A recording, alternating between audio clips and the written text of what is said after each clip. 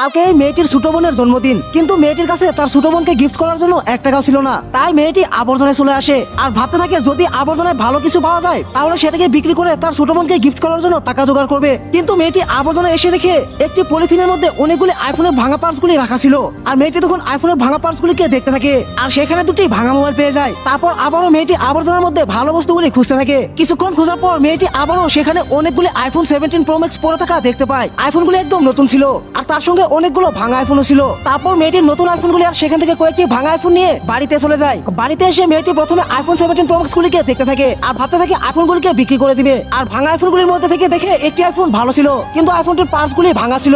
আর মেয়েটি তখন ভাবছিল আইফোনটার ভাঙা পার্টস গুলি চেঞ্জ করে তার ছোট বোনকে গিফট করবে। মেয়েটি তখন আইফোনটাকে ঠিক করতে থাকে। তো বন্ধুরা, মেয়েটি যতক্ষণে আইফোনটাকে ঠিক করছে ততক্ষণে তোমার কাছে যদি আইফোনের থেকে মা বেশি ইম্পর্টেন্ট হয়ে থাকে তাহলে ভিডিওটিতে একটি লাইক করে চ্যানেলটাকে সাবস্ক্রাইব করে দাও। আর যদি না করো তাহলে আমি ভেবে নিব তোমার কাছে মা থেকে আইফোন বেশি ইম্পর্টেন্ট। তারপর দেখো